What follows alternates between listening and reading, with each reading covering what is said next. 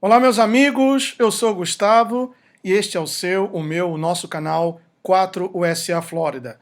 Aqui estou com mais um vídeo informativo para vocês sobre os primeiros dias deste novo ano de 2016. Este ano que já começou bastante agitado, muitas coisas acontecendo, e vamos fazer um resumo das coisas mais importantes que já aconteceram nesses primeiros dias desse novo ano, desse mês de janeiro. Muito bem. Podemos começar já na virada do ano, né? Na virada do ano, quando mais de 100 mulheres na Alemanha, aqui está, foram violadas pelos supostos refugiados sírios na cidade de Colônia. Aqui está uma reportagem, deixa eu clicar aqui para abrir essa reportagem. Isso logo na virada do ano, o que fez com que a população alemã está se voltando em contra da Angela Merkel. Está aqui, ó. Os crimes aconteceram na estação de trem da cidade de Colônia e, segundo as autoridades, vitimou cerca de 80 mulheres. Não é o primeiro ataque, pessoal. Não é o primeiro. É o que mais chamou a atenção, porque foram várias mulheres ao mesmo tempo, mas... The world is changing. People have new tools to communicate and to be part of this change. Yesterday, journalism was centralized, top-down, oligarchic and nepotistic. But now... Deixa eu tirar aqui.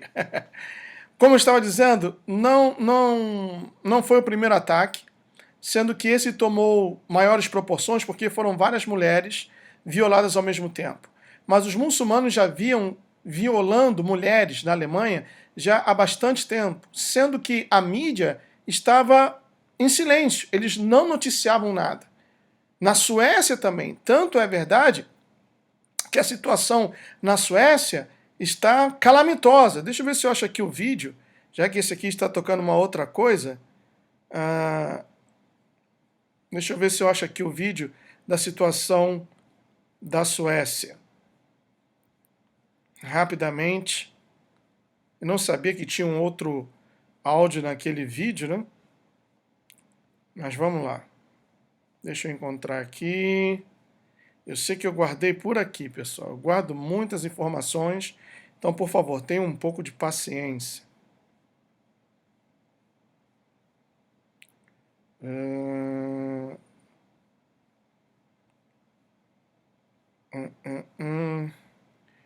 Eu sei que está por aqui, está chegando.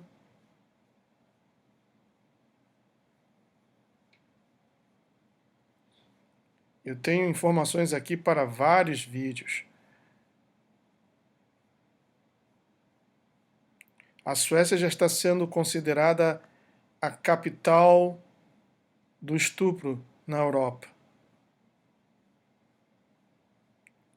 Será que eu já passei? Acho que não, né?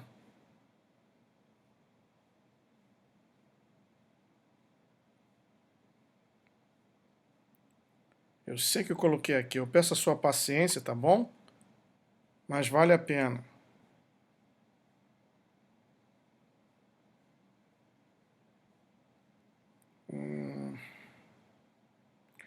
Outro aqui, outra reportagem aqui. Colônia, muçulmano diz à polícia, sou sírio, trate-me com respeito. Senhora Merkel me convidou. É assim que eles estão se comportando, no país dos outros, né?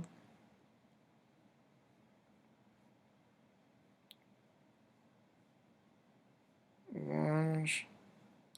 cadê esse vídeo?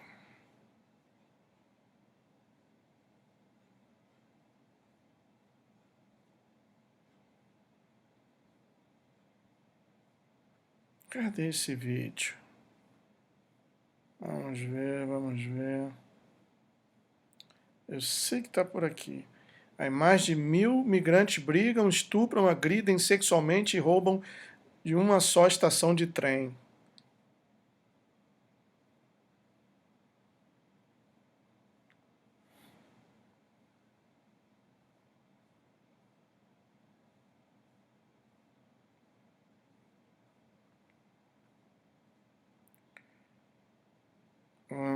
Isso está em inglês.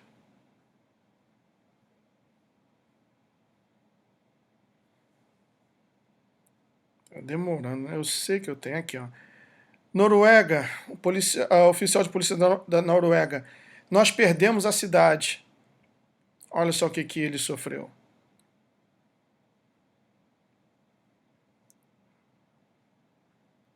Aqui está. Vejam bem esse vídeo. Hey, welcome to Sweden. This is the #1 rape capital of Europe. Some say that this is because Sweden is very progressive and aware of destructive patriarchal norms, which is why our definition of rape is broader than in other countries and more considerate to the victims. Others say that it's because of our massive levels of immigration, where we import thousands of people from countries in the Middle East and Africa, places that don't really have the best views on women's rights. But it doesn't matter who is right. We will never know who is right, because we aren't allowed to talk about it. Here in Sweden, everything is considered racist. We now officially have the highest level of immigration in relation to the population here in Europe, and yet it's considered racist to suggest that we should decrease immigration, even though there's a lack of housing and has been for quite some time. We have an increasing number of immigrant beggars on our streets, and yet it's considered racist to suggest that we should ban the begging or try to get their own country to take care of them. I know that the definition of racism doesn't really apply to people asking for money, but it doesn't matter. This is Sweden. Everything is racist, and nobody ever has to explain why, because the power lies within the accusation and not the facts. Our former prime minister said that Sweden belongs to the immigrants and not the ethnic population, that it's what the immigrants make of Sweden, which is Sweden.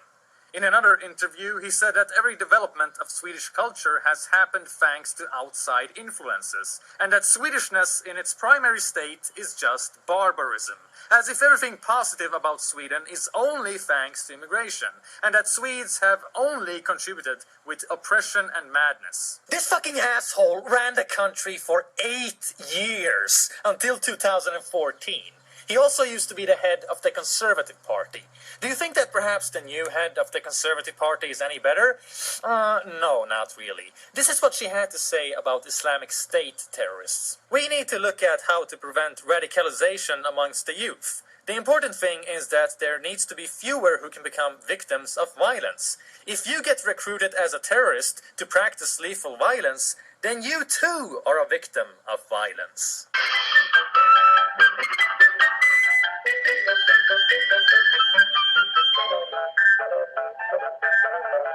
The former leader for the Social Democrats and our current organizer against terrorism and political extremism has said that Swedish people have no culture, no history, no identity. Only immigrants do.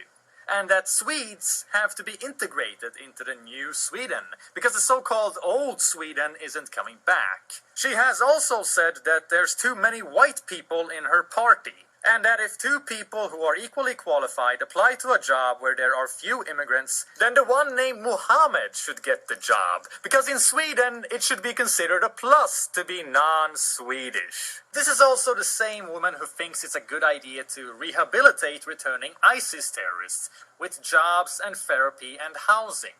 It's pretty amazing how both the right wing and the left wing seem to hate Sweden and love terrorists. They view jihadists as innocent victims who just turned to terrorism because Sweden was so racist. So they just need to be cuddled into redemption and everything will be fine. Help me, America, I'm scared. The Swedes are the most self-loathing people on the entire globe. I have never come across a country where nationalism is one of the biggest taboos, to the point where it's considered to be racism. Because if you love your own country and your own culture the most, then you don't love other people's as much. And that's not equal. That's not progressive. But nationalism is only ugly when Swedes express it. When immigrants express a desire, a will to preserve their identity and their culture, then it's charming. Because remember, they are the ones with the culture, not the Swedes. 58% of the Swedish population now think that immigration is too large, and yet only 1 out of the 8 parties in parliament want to decrease immigration. Most of our politicians and journalists don't live anywhere near the multicultural ghettos. They live in all-white, all-Swedish areas, and yet they are telling everyone else that they need to accept the multicultural dream, when the only foreigner they ever meet is the Arab making them a pizza in another neighborhood. Malmö is a Swedish town where Swedes are technically a minority, because little more than 50% of the population have a foreign background. At the same time, this is the town that Jewish people are running away from because they don't feel safe there anymore. It has a high amount of hate crimes against Jews, and it's not white Nazis that are responsible for it. It's immigrants from the Middle East who decided it's a good idea to hate all Jewish people for what a small group of Jews in the Israeli government are doing to Palestine. But you know what? Nobody really wants to talk about that either. They don't want to acknowledge that immigrants can be racist towards each other, because that would ruin the political narrative of immigrants as oppressed and Swedish people as privileged oppressors. Vad måste göras för att det inte ska fortsätta åt det här hållet som gjort de senaste 15 åren som du vittnar om? Förutom det som redan är sagt nu så skulle jag vädja till alla religiösa företrädare och alla politiker och media och opinionsbildare att inte vara rädd för att tala om var hoten kommer ifrån.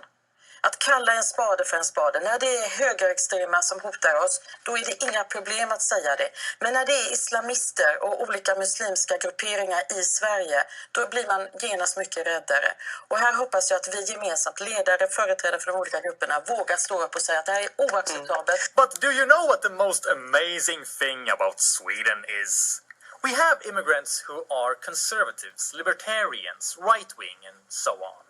It is not uncommon for these to be called house niggers or Uncle Tom by the political left, because in their leftist minds, right-wing politics strike the hardest against minorities, such as immigrants, blacks, and women. So if you're an immigrant and you're right-wing, then you are a race traitor. I too have been called a house nigger because I refuse to be a cultural relativist. Because I think that Sweden's immigration policy is absurd and needs to change. Because in addition to higher immigration than we can handle, it is also considered racist to demand that immigrants should assimilate. Like, for instance, the greeting quarrel. An incident where a radical Muslim was supposed to work an internship at the integration unit. But when he showed up, he refused to shake hands with his boss because she's a woman. Apparently his religion forbids it. She informed him that he had to be able to shake hands with everyone when working there, because it's customary as a greeting. But he got offended and reported her to the discrimination board. Before his case was even tried, the town politicians paid him 30,000 Swedish crowns to settle the case and drop the charges. Apparently, it's discrimination to not allow an immigrant to discriminate against women. And as I'm sure you can guess, the feminists were nowhere to be found when this happened. Funny how the people who love screaming about everyday subtle sexism are nowhere to be seen when it comes to the most blatant sexism. But hey, that's cultural relativism for ya. É verdade. Essa mulher desse partido, do governo, me fez lembrar a Maria do Rosário, né? Tá aqui, ó. Direitos da mulher. Mulher cristã, ser tratada com amor. A muçulmana, o direito dela é apanhar. A mulher cristã pode estudar, a muçulmana não pode. A cristã é protegida pela pedofilia, a mulher muçulmana é vítima de pedofilia. A mulher cristã é a única esposa e a muçulmana tem que suportar adultério, porque cada muçulmano tem direito de ter 4 mulheres. A cristã se veste com decência, a muçulmana tem que se cobrir toda. A cristã pode dar uma opinião, a muçulmana é proibida de dar uma opinião.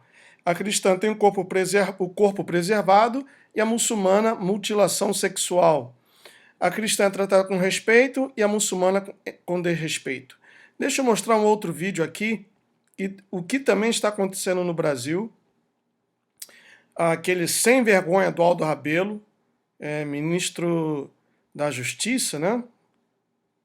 Não, o vídeo está logo aqui, esse vai ser rápido de encontrar, porque eu estava até com esse vídeo já pronto para tocá-lo, né? do Aldo Rabelo, dando as boas-vindas a muçulmanos no Brasil. No Brasil. Eles já estão chegando aí, estão se alojando nas periferias, arrebanhando já novos convertidos para a sua religião. Porque, deixa eu falar uma coisa, quando eles são minoria, eles dizem que se dão bem com todos, que são tolerantes, etc.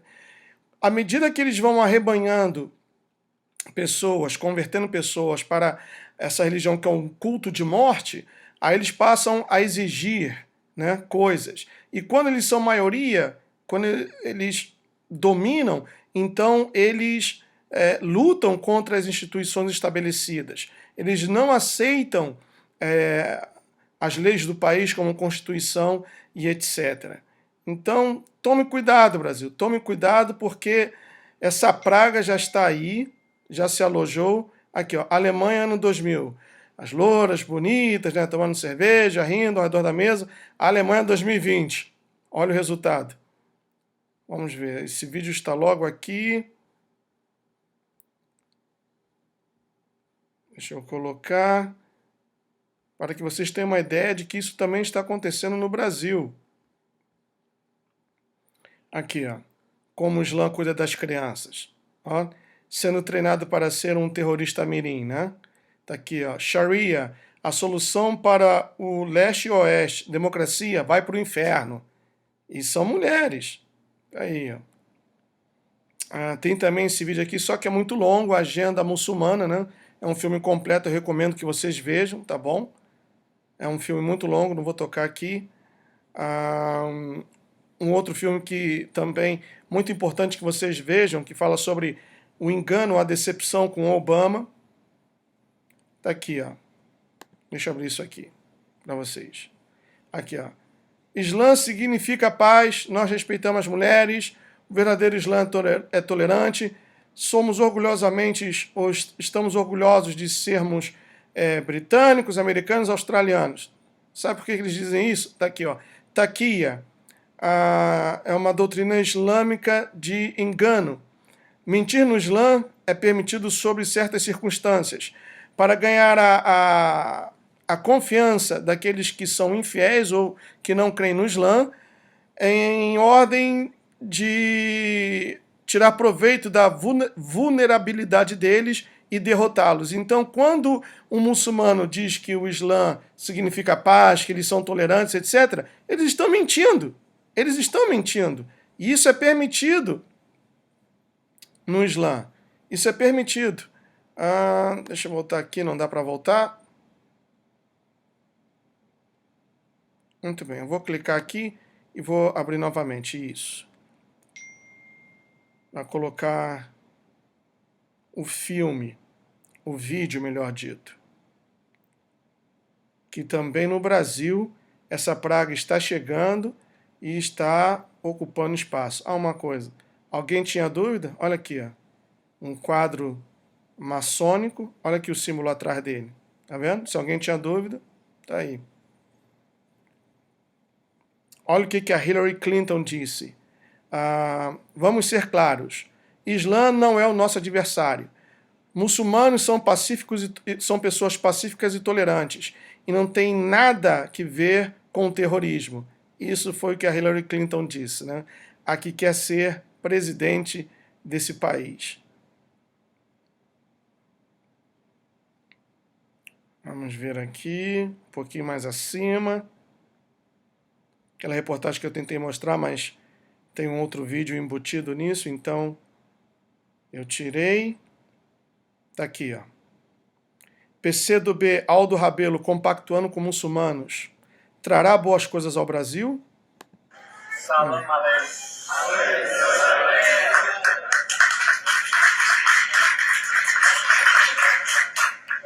É uma grande honra poder partilhar esse momento com as irmãs e com os irmãos. Eu quero ver essa grande honra, ô Aldo Rabelo, quando eles violarem a tua mulher e a tua filha. Aí eu quero ver essa honra.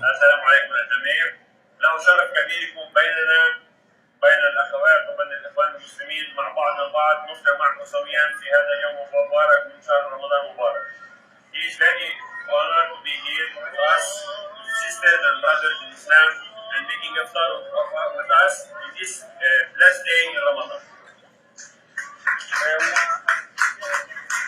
Pedido pelo nosso prefeito, Abel Habib, pelo nosso irmão, Ahmed Murad, e junto aqui com o nosso Estado e com a nossa guarda-redes. له شرف كبير ان يكون معكم ومع الشيخ عبد الحميد ومع العم ابو فيصل والعم رزق الله والعم حمد الياس. E agradecer a Deus porque no nosso país se pode viver e orar em paz. ونسأل الله عز وجل لنا في البرازيل واحد ممكن يتبع دينه وليس في أي مشكلة في ذلك. And we always thank Allah subhanahu wa ta'ala that in Brazil we can be free in our thinking, in our religion, and we can pray for God as we want and whatever we want and how we want. Eu quero cumprimentar os brasileiros que frequentam essa mesquita. Ele foi na mesquita. Deixa eu parar aqui, senão eu vou vomitar, pessoal. É demais. Não vou tocar 4 minutos dessa porcaria, não. Apenas para ilustrar. É terrível, pessoal. É terrível. Vamos lá. Então, começamos com janeiro 1º, quando houve esse caso de violações múltiplas na cidade de Colônia, na Alemanha. No 3º dia de janeiro, o Vaticano reconheceu o Estado palestino. Olha, o que isso significa, pessoal? Essa atitude aumentará a pressão sobre Israel para dividir Jerusalém. Já existe uma grande pressão de países como França, Estados Unidos, na pessoa do seu presidente, o Barack Hussein Obama, e também o Brasil. O Brasil também exerce uma pressão ao não reconhecer Jerusalém como sendo uma cidade do Estado judeu. Eu lembro que isso é uma reportagem, eu tinha até guardado, agora eu não vou procurar porque senão vai comer um tempo precioso desse vídeo. Mas os passaportes brasileiros, para aqueles que são nascidos no Brasil, mas de pais judeus, não reconhecem mais Jerusalém como uma cidade judia, como uma cidade do Estado hebreu. Então isso é uma afronta. Então a França exerce uma pressão para que Israel divida Jerusalém, os Estados Unidos, na pessoa do seu presidente Barack Hussein Obama, e também o Brasil. Vamos ver o que disse aqui a palavra de Deus no livro do profeta Zacarias. Vamos ver o que disse aqui. Zacarias, capítulo 12. Se não estou equivocado, né? Vamos procurar aqui.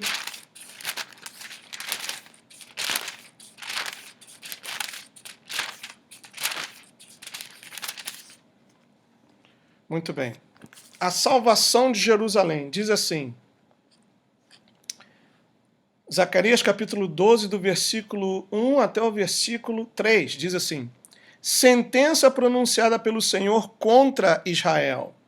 Fala o Senhor, o que estendeu o céu, fundou a terra e formou o espírito do homem dentro dele. Eis que eu farei de Jerusalém um cálice de tontear para todos os povos em redor, e também para Judá, durante o sítio contra Jerusalém.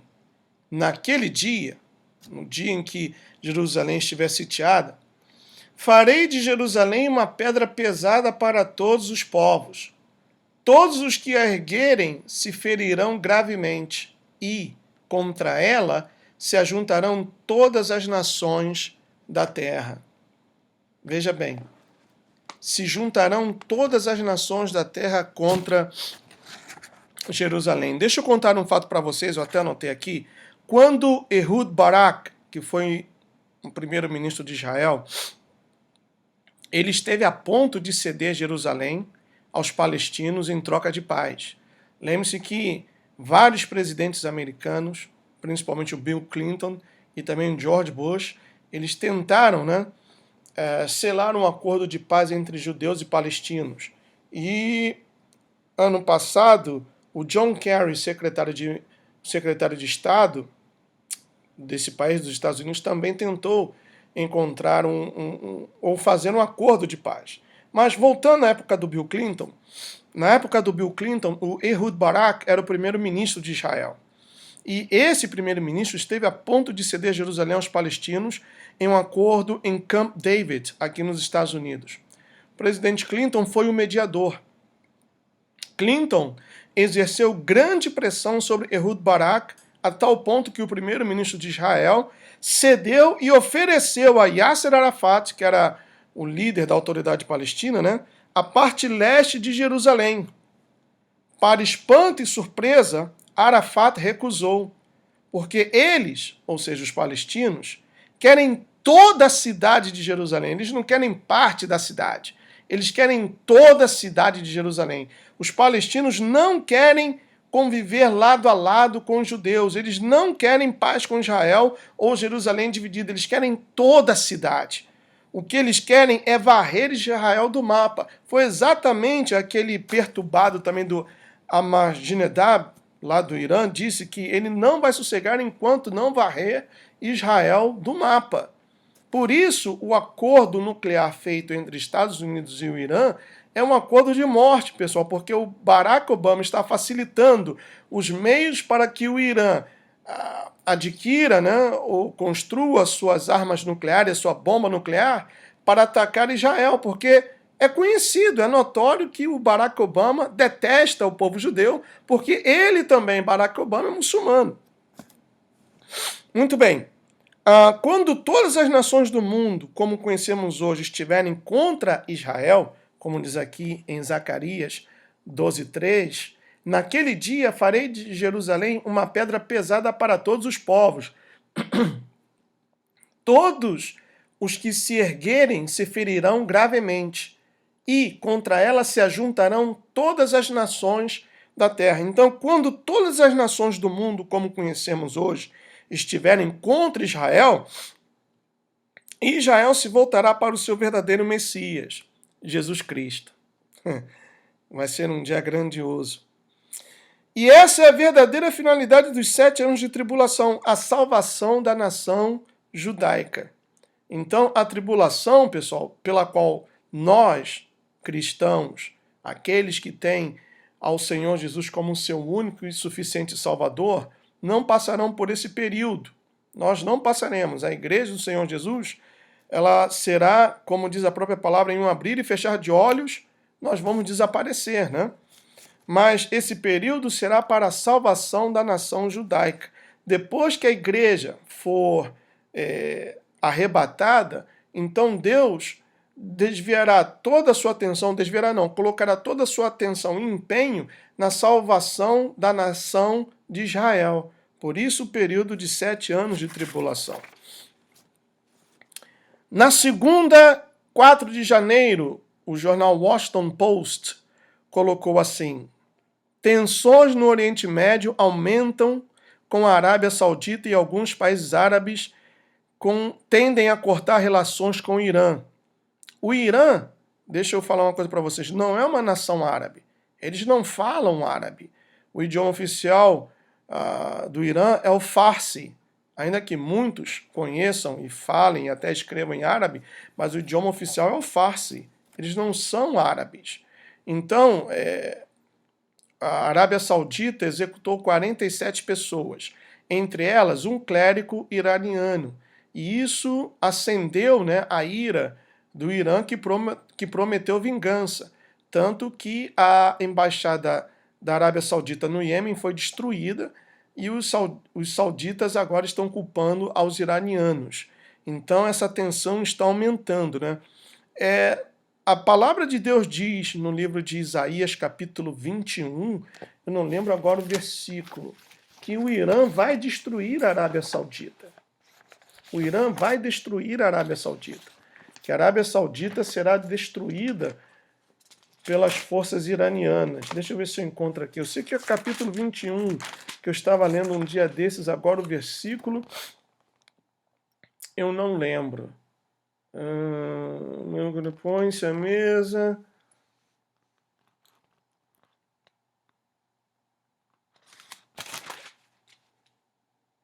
Aqui está.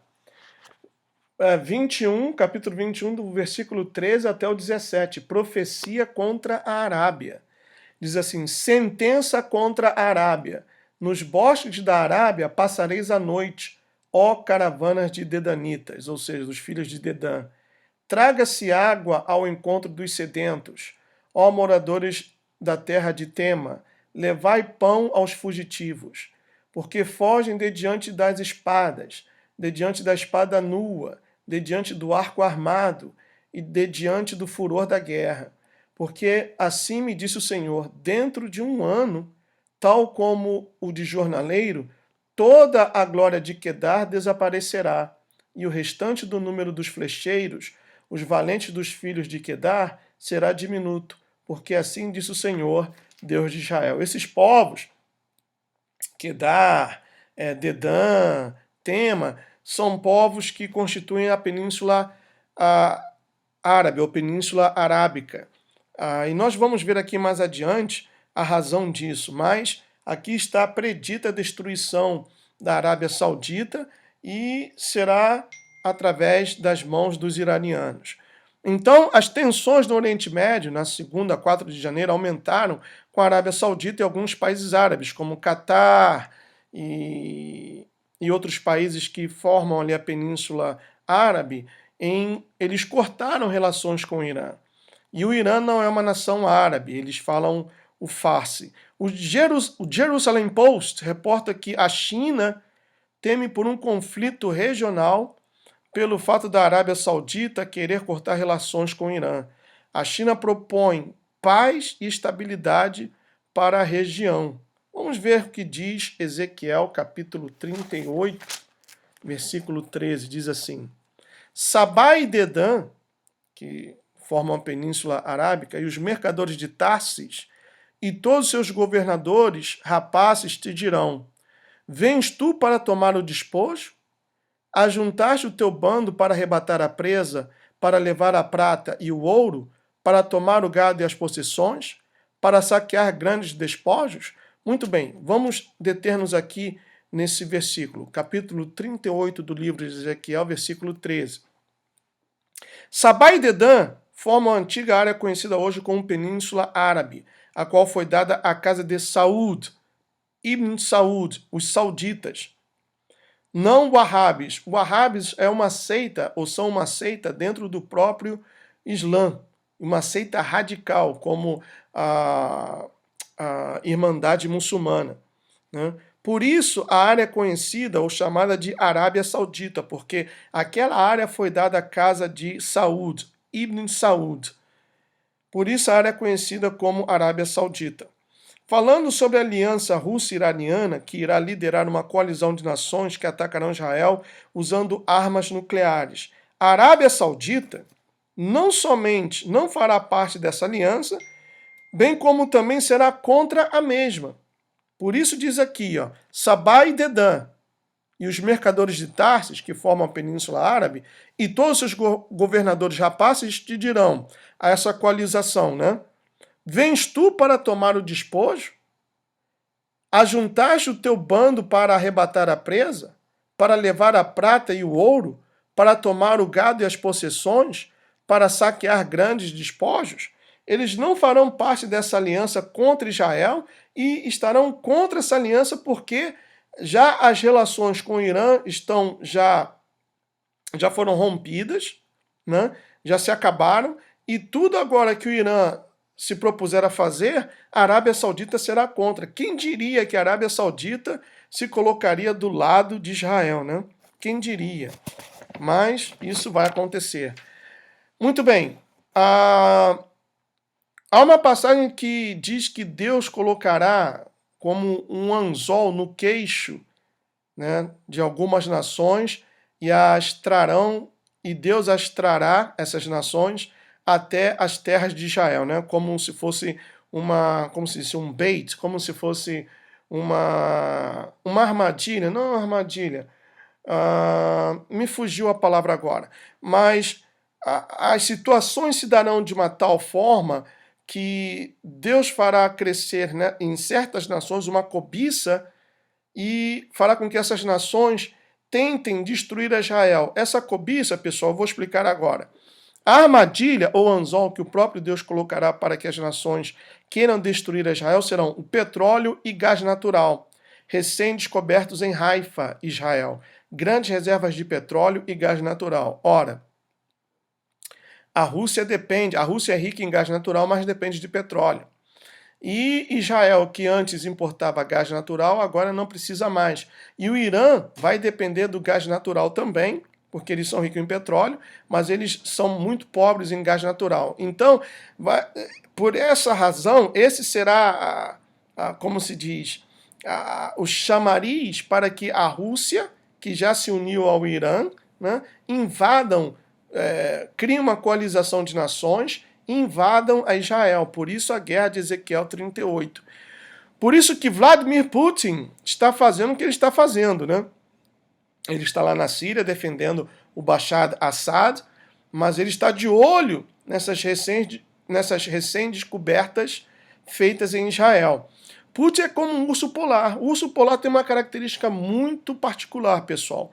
Se alguém tira ou tenta tirar alguma coisa de um urso polar, o urso polar irá até as últimas consequências, até enfrentar a morte, para caçar aquele que tentou lhe tirar o que era a sua propriedade.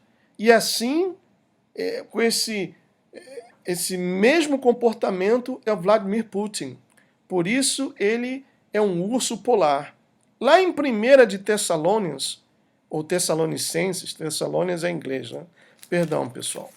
Capítulo 5, versículo 3, diz assim: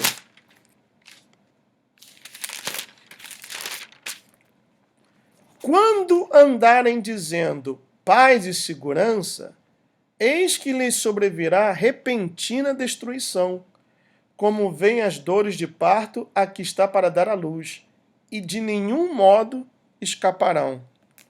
Muito bem.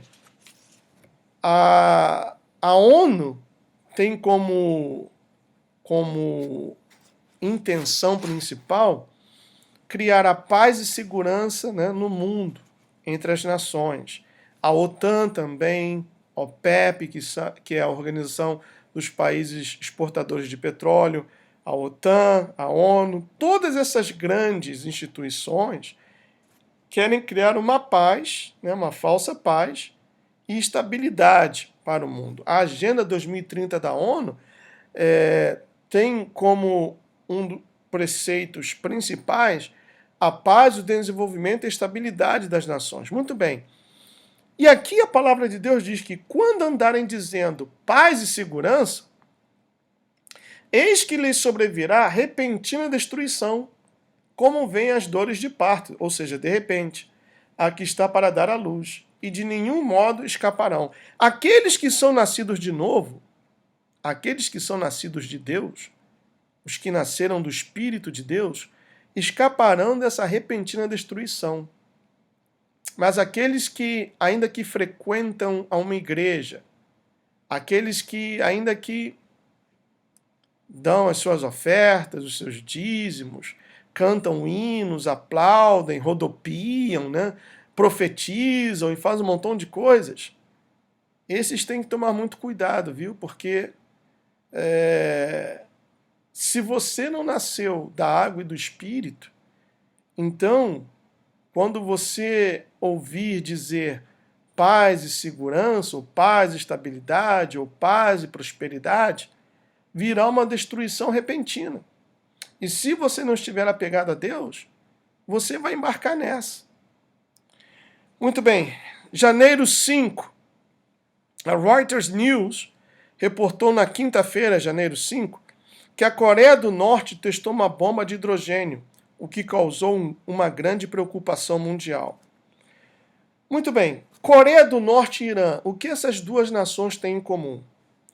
O editor do canal Fox News, Tom Hall, e um convidado especial, Kate Pavlich, disseram em um tweet Lembre-se que Wendy Sherman foi a mulher que negociou o acordo nuclear com a Coreia do Norte na administração de Bill Clinton.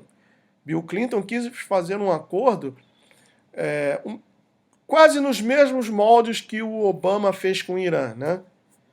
E o que facilitou que a Coreia do Norte adquirisse tecnologia para criar bombas nucleares, e o Obama também está fazendo o mesmo com o Irã. E, por coincidência ou não, como não acredito em coincidências, são ambos do Partido Democrata.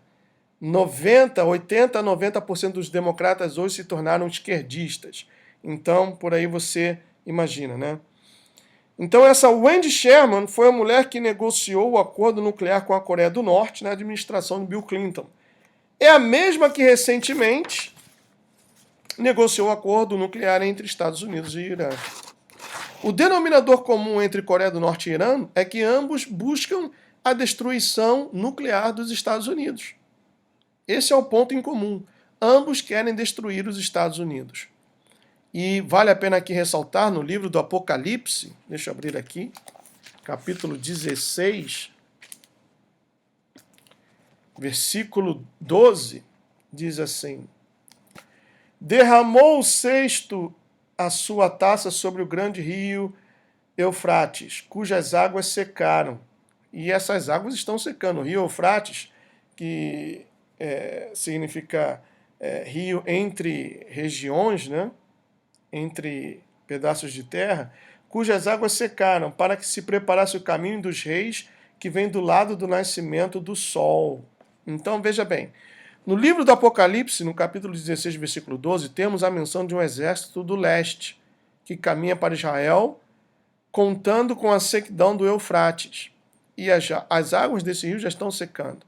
Alguns estudiosos sugerem que esse exército inclui China e Coreia do Norte. Na verdade, a China estará à frente, liderando esse exército do leste. Rússia e Irã atacarão pelo norte.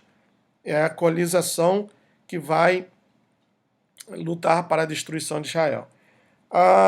Janeiro 7, ainda sobre a China, a seção de dinheiro da CNN, ou CNN Money, informou que o índice Dow Jones teve o seu pior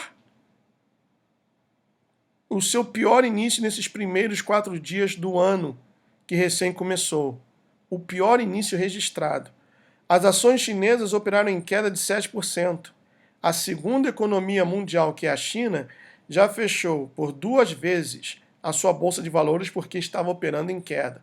Isso é um alerta, pessoal. É a segunda economia do mundo. Em Apocalipse 6 e 13, descreve o que acontecerá durante os 7 anos de tribulação. Mais uma vez, volto a repetir que a igreja do Senhor Jesus não verá esses 7 anos de tribulação. Essa tribulação servirá para a salvação da nação judaica. Mas como referência, Apocalipse capítulo 6 e 13, você pode ver o que vai acontecer nesses 7 anos de tribulação. Janeiro 8, muçulmano tenta matar um policial em Pensilvânia. E o chefe da polícia disse: foi um milagre que o policial sobreviveu. O muçulmano que atirou no policial tinha jurado fidelidade ao ISIS. E além disso, ele queria matar o policial em nome de Alá, em nome do Islã, porque a lei aplicada representa uma visão contrária à lei da Sharia. Quer dizer, o enforcement law, o law enforcement aqui nos Estados Unidos, representa uma visão contrária à lei da Sharia, né? E por isso ele quis matar o policial em nome de Alá, porque também jurou fidelidade ao ISIS e em nome do Islã. Essa é a razão pela qual muçulmanos têm prazer em matar policiais, porque eles veem nos policiais uma razão contrária à Sharia, ou Sharia. É fácil deduzir que uma pessoa normal entenderia que tal ataque foi perpetrado pelo Islã aos Estados Unidos. Mais uma vez, mais um ataque. Contudo, o prefeito que foi empossado na segunda-feira, no Partido Democrata, disse: Archer, que é o nome do muçulmano, não representa o Islã. E o cara tinha jurado fidelidade ao Islã. Então veja que é um jogo de cartas marcadas, pessoal.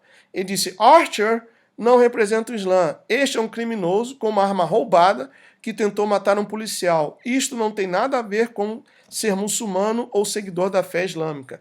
Culpe as armas, mas não o Islã. Deixa eu beber um pouquinho d'água. Deixa eu mostrar aqui o vídeo. Tá aqui. Aqui está o vídeo. Aí está o homem atirando, ele se aproximou e o policial escapou porque realmente foi um milagre. O policial teve severos danos ao nervo do seu braço esquerdo, mas assim saiu do carro, foi atrás do muçulmano, conseguiu atingi-lo e esse muçulmano foi preso. Aí está, novamente.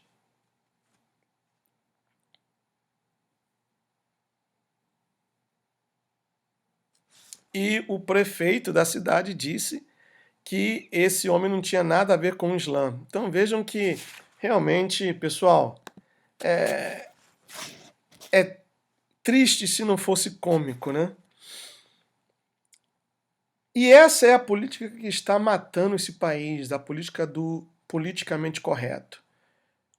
Quando ocorreu aquele atentado lá em São Bernardino, na Califórnia, os vizinhos sabiam que algo não estava bem, porque todos os dias chegavam caminhões e mais caminhões de encomendas e eles escutavam que o casal trabalhava durante nas madrugadas na garagem, né? E eles não reportaram nada com medo de serem chamados de islamofóbicos. Essa mesma política do politicamente correto está destruindo a Alemanha também, onde muçulmanos estupram mulheres, os mesmos refugiados que foram acolhidos por Angela Merkel, os refugiados sírios.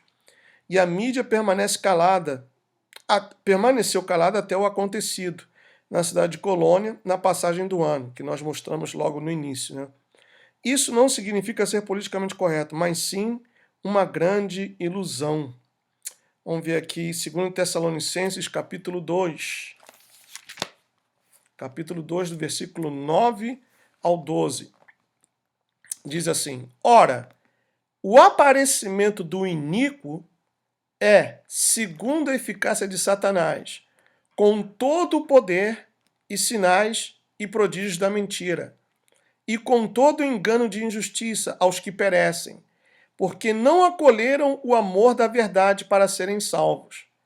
É por este motivo, porque não acolheram ou não amaram a verdade, pois que Deus lhes manda a operação do erro, para darem crédito à mentira, a fim de serem julgados todos quanto não deram crédito à verdade. Antes, pelo contrário, deleitaram-se com a injustiça. Então veja que o que o Senhor Jesus disse, vede que ninguém vos engane, e eu já falei sobre isso, que nós estamos vivendo a época do engano, né? Quer dizer, as pessoas preferem ser enganadas do que amar a verdade. As pessoas preferem ouvir mentiras ou serem enganadas do que ouvir a verdade. Pessoal, não é ser chato, mas sempre que eu tenho uma oportunidade, eu aproveito e evangelizo alguém. Eu estou sempre falando e eu procuro falar das coisas que estão acontecendo e as comparo com o que diz a palavra de Deus, que tudo que está escrito aqui na palavra de Deus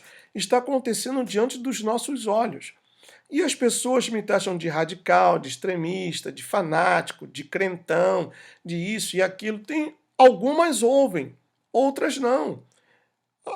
Eu fico chateado? Fico, mas eu estou fazendo a minha parte, eu estou fazendo justamente aquilo que o Senhor Jesus manda que todo aquele que nele crê faça. Mas hoje em dia, veja que o que diz é que as pessoas estão deleitando-se com a injustiça. Deleitando-se com a injustiça. Então, nós estamos vivendo uma época onde os valores foram trocados, né? Onde o que era certo passou a ser errado e o que era errado passou a ser certo. A injustiça está predominando.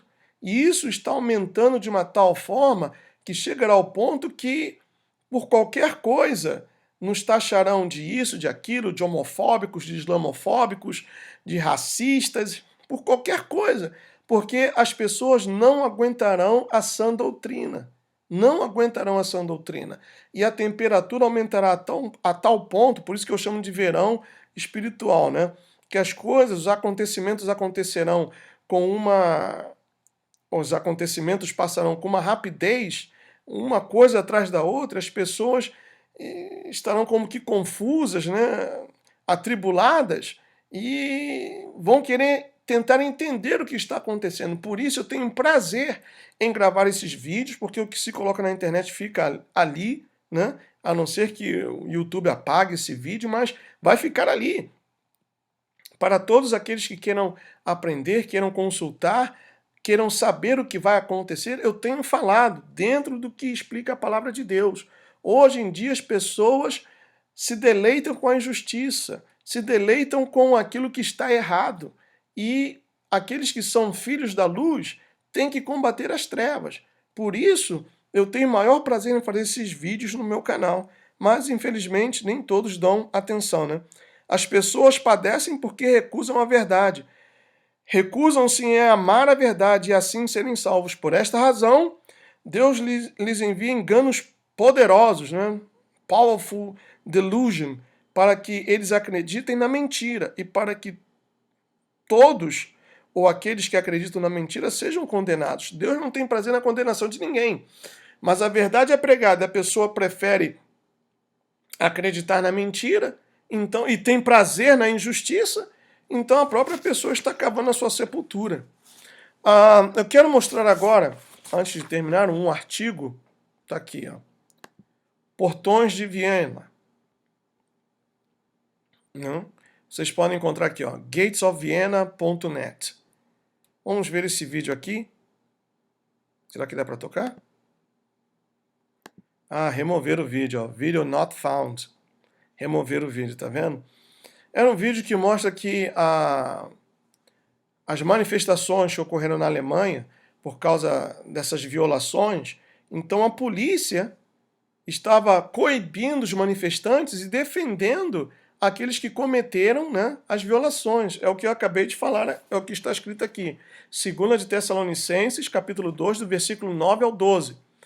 Ora, o aparecimento do iníquo é segundo a eficácia de Satanás, com todo o poder e sinais e prodígios da mentira, e com todo engano de injustiça aos que perecem, porque não acolheram o amor da verdade para serem salvos.